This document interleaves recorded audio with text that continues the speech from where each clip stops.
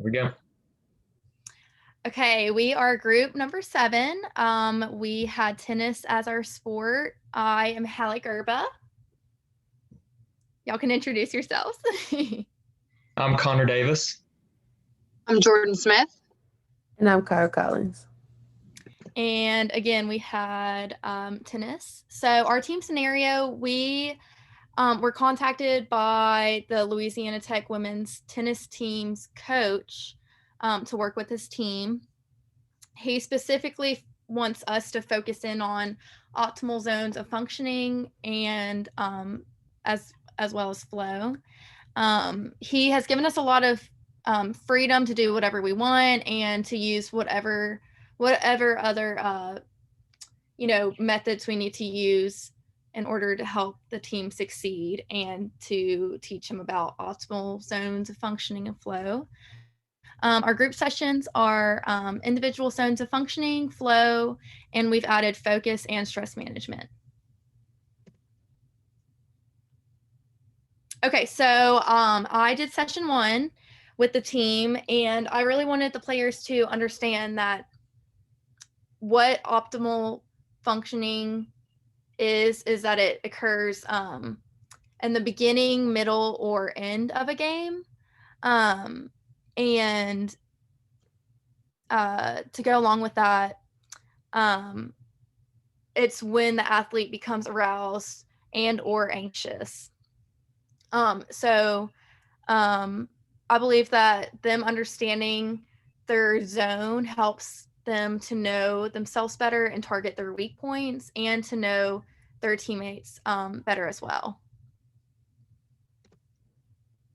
So my objectives in order to achieve what I'm wanting to achieve with the team, I want them to be able to list reasons why they are motivated to continue playing tennis. Motivation is a huge part regarding this topic. And I think for younger athletes, it can be very hard to become self-aware at this point because, they already made it to college. They're like D1 athletes now. So I believe egos can kind of get in the way, but just starting from the basics and telling them the inside scoop on, why they're feeling the way that they're feeling will help them stay motivated and, continue playing tennis, hitting their goals and whatnot. So anyhow, I think really the first step is having them identify and honestly just be conscious of when they become aroused and or anxious during a game, and have them notice that and record if it's during the beginning, the middle, or the end. Also a big part of the individual zones of optimal functioning. Sorry, I'm tripping over my words today. A big part of it, along with motivation, is competitiveness. So I want to learn what exactly drives these athletes to be competitive in the game of tennis. Okay, the next session is going to be covering flow. And before we get into the session, it's important that the athletes understand that flow is not something that can be controlled. It's not something athletes can just turn on and off. It's more so of a state of mind that can only be achieved when athletes feel completely engaged in their performance. And my goal for this session is to help athletes understand what causes them to feel these moments of flow and teach them how to increase their odds of achieving it. I have 3 objectives for this session. The first being listing a couple factors affecting flow state. One being total concentration on a specific task at hand or goal that an athlete wants to achieve. If an athlete is totally concentrated on a specific task, it can help an athlete experience flow. And then another factor that affects it is when athletes participate in highly competitive sporting events. So say like you're going up against another team or another player in a tennis match that is very good. It's going to cause you to want to play better and be more engaged in that event.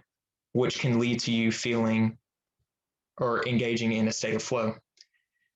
And then after that, I want to get into how flow cannot be controlled, right? Because I want these athletes to understand that it's not something that can be controlled, so they don't get frustrated, and that it takes time for them to experience flow, because every athlete is different and not every method or technique to experience flow works for every single athlete. And then building off that, I want to teach them a method on how to increase their odds of achieving flow. And this method would be having the athletes explain to me what was going on before they experienced a state of flow, like their surroundings, the environment, what they were thinking and what they were feeling, and using that to try and recreate the same situation in order to increase their odds of achieving flow in another event. And then to evaluate the athletes after the session, I will gather with the team after a match and have anyone who feels like they've experienced flow express what was going on before they achieved it in order to help recreate that situation to increase their odds of achieving flow. All right, so as we transition from flow, players should have a general mindset for being completely engaged in their performance and skills. And so being able to maintain the mindset while still focusing on the task at hand is what we will now elaborate on in this next session, which is focus. So players normally have a good idea and understanding of what focus is and what normally drives them to focus. And as they know that, they also should be aware of the things that can break their focus as well. So during this session, these are things that we will discuss and elaborate on. And this session should help the team understand what focus is and keeping their eye on the prize. And focus can be extremely difficult for athletes to do during a time of peak arousal performance. So focus is being able to attend to the internal and external cues of your attention field, concentrating your full mind and body to one particular thing, such as their performance. And the goal of this session is to help athletes understand what focus is and their means of achieving it during performances and competitions, as well as learning how to block out distractions. And by them finding out what strategies work with improving focus, it allows them to find their way back to their best peak performance. So the objectives that we will focus on in this session would be one, to understand the definition of focus and what it encompasses as an athlete. The second one would be to learn different strategies to help with other athletes with their concentration, and focus and assess which works for each one on the team, and even develop their own skills in case nothing works for them as they look into those strategies. So some strategies can really focus on, if you get distracted, breathing in for a few seconds, breathing out, and getting your mind set on your goal ahead of you. And then practicing these techniques and shaping their mindset to always shift from those distractions will help these players to really focus on what is at hand and what do they need to do at the right moment. And so really what the end of the session will teach these players to do is they'll teach them to create their own ritual using these strategies to concentrate and find their focus while they are in the middle of their matches, as well as practicing. And after that, they can write down their observations and see what worked and what didn't, and how they can adjust that to make it better for them. And this allows them to determine how their focus has an impact on their game. Okay, so the next session was stress management. Being an athlete, I always know that like balancing focus and flow sometimes gets stressful, and us athletes don't know how to manage the stress to perform well. So I thought this was going to be a good topic to cover.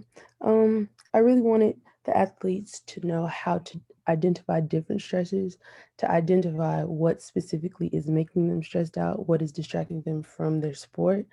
It's important to do that so you know how to adapt to it. Next is athletes should feel very comfortable expressing their stresses and know that this is a safe space. I really wanted them to understand that whatever they say is important and however they're feeling is important. And we could help them so they could be better during the match, at practice. And the goal of the session is just to again, identify stressors, learn how to manage stress, and learn how to help someone in need, such as like their teammates or anybody. My objectives are to manage stress using different techniques such as relaxation skills and hypnosis. Again, I am an athlete, and for me, I didn't have any access to these different types of skills, and this usually what results in stress in my sports, stress balancing both school and sports. And I think these skills and hypnosis, these different techniques will really help them. Another objective is for them to focus on tennis with no distractions. When they're at tennis, they shouldn't be stressed out about school. They shouldn't be stressed out about tennis. They should have fun, be open, and so they can use their full ability in the sport. Finally, I think the athlete should leave this session feeling relaxed and in control of one's stress. Okay, moving on to the individual sessions, we had Dawn come up to us separately from the team expressing feelings of being burned out. She feels like the coach is only focused on winning and it's making her feel lots of pressure and she doesn't want to let him down. Dawn told us that she's also always training and feels exhausted, alone, and fixates on her imperfections. So the first topic I think should be covered is burnout. And it's important to know that burnout can lead to many different negative factors that can affect Dawn's performance. It can lead to a lack of motivation, feeling of exhaustion, and a sense of reduced accomplishment from the sport that she's playing. The goal for this session is to provide Dawn with methods to cope with her burnout. By developing these new coping skills, mechanism skills, she'll be able to alleviate her feelings of burnout. I have 4 objectives that I want to work on with Dawn during this session. The first being dissociation. And in this session, or in this part, I'm gonna have Dawn express to me different things that she likes to do outside of tennis, whether it be watch a movie, hang out with friends, or listen to music. Really anything to just get her to take her mind off of tennis, take a step back, and really just focus on herself. And then that plays into coping with overtraining. Overtraining is when an athlete exposes themselves to vigorous training near max capacity, right? So to cope with this, we can help her alleviate some of her feelings of exhaustion. And by doing this, I'll stress to her how important it would be to focus on hydrating and eating more healthy while also taking time off to, again, relax. Relaxation, big part of this. Moving into the third objective, communication. I'm going to have Dawn express to me her concerns of how she feels pressured to win all the time by her coach and how she doesn't want to let him down, right? Even though she feels like this, it may not be the coach's intentions for him to come off this way. So for her and him to communicate this and get on the right path, same page, it could alleviate some of those concerns that she has. I keep saying alleviate. By talking to her teammates, it'll also help her feel not as alone because maybe someone else on the team has these same problems and could relate to her in that sense. And then lastly, I want her to focus on playing the sport for herself by telling her to not focus so much on what she thinks the coach wants from her, but rather just play the game because she loves to play it. And this will help her stop fixating on her imperfections and play more freely and have more fun while she's out there. And to conclude this session, in order to make sure Dawn is taking time away from tennis and focusing on herself, I will assign her to watch 2 to 3 movies a week. And then the next week, I'll have her relay to me what she thought about them, tell me about the movies, a little summary. So I know for sure that she's taking this time to relax. Okay, so moving on, we're gonna talk about motivation. So usually with athletes, motivation, if all else fails, what motivates them is what keeps them going. So it's really like a safety net. It's kind of like your last ditch option. Anyhow, it's important that I sit down with Dawn and ask her to list, what motivates her. Because she needs to understand that it's something that you need to find within yourself. It's not just gonna show up. And Yes. So another thing I want to zero in on with motivation is positivity, because what motivates you is something that uplifts you, and you know, in order to be motivating to others, you need to show that on the outside as well, and not just hold that in. So I wanted to go over positivity with her and what that means and how she can execute it.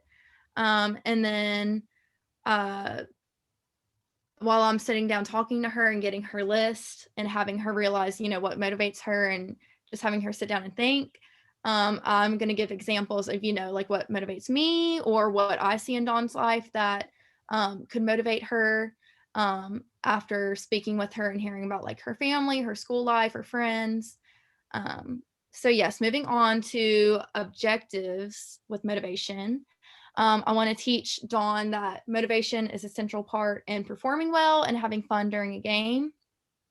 Again, it's kind of like the last, it's extremely, it's a huge part in playing sports. Regarding positivity, I want to encourage Dawn to change her thinking patterns.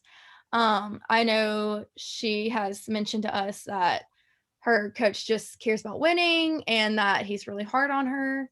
And that, I think, subconsciously leads her to only focus on her imperfections when she's alone at home. So I want to change that and get her mind off of that to something more positive.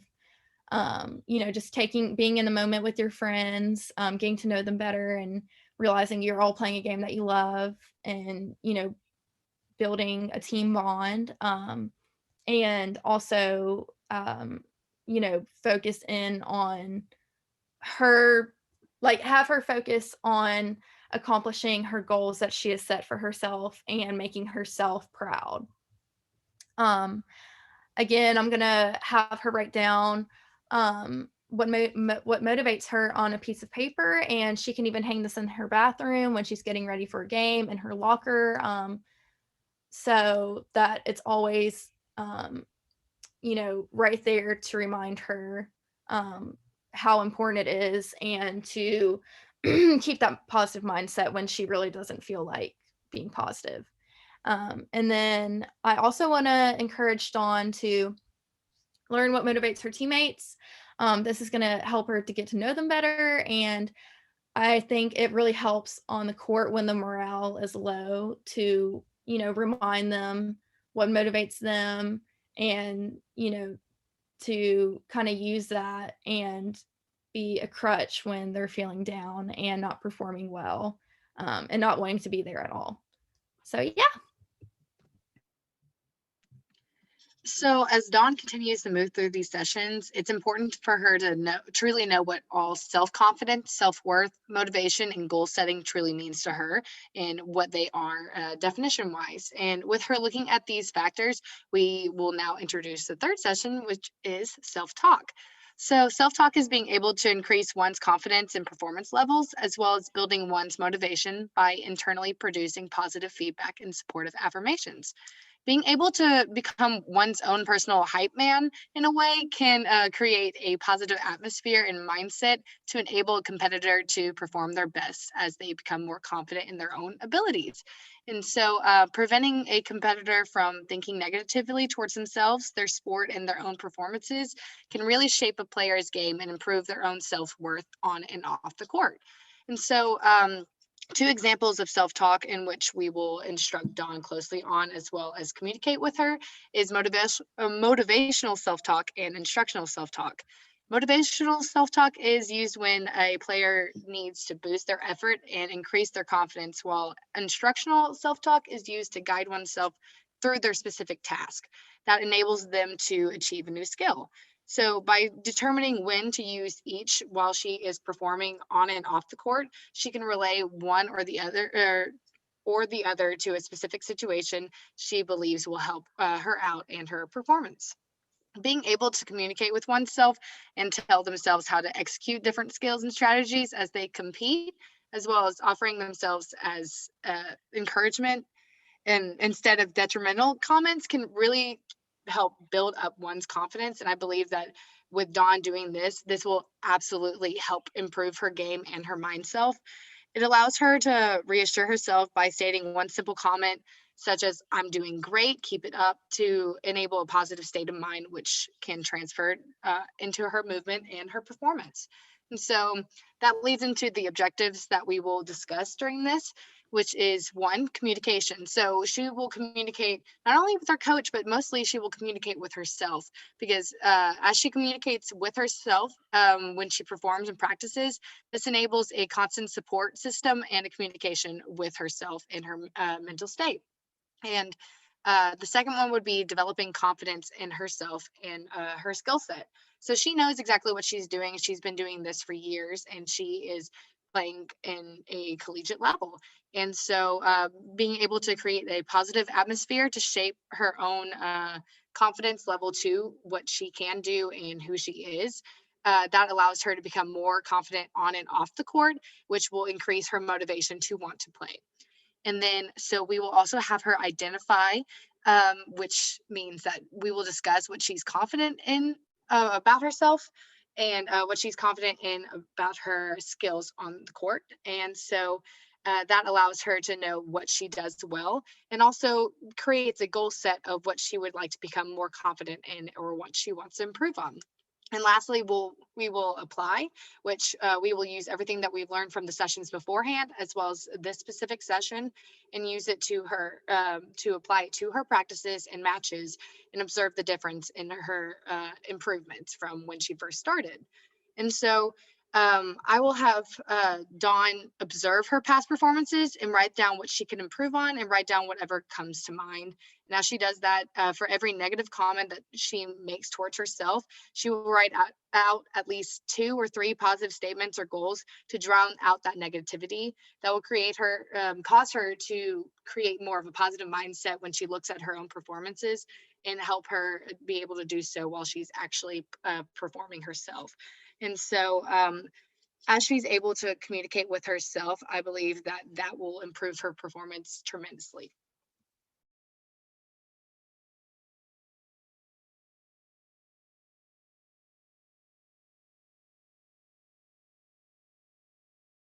The next session is communication.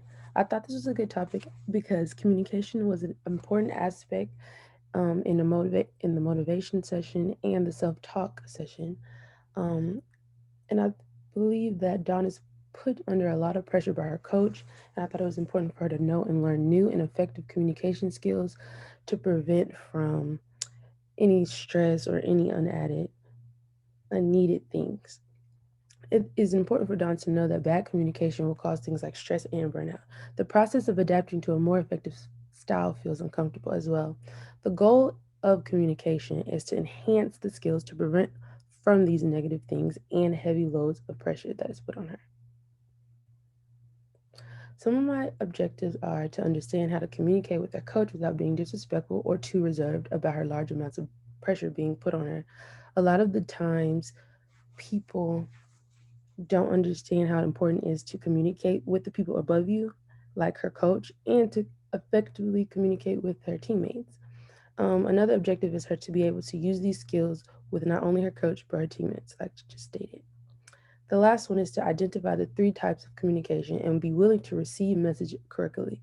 So this is just basically saying, I want her to leave this session being confident that she could communicate her feelings effectively, and she could communicate to her teammates or help her teammates. Hopefully, she can do this because it is very hard for a lot of people.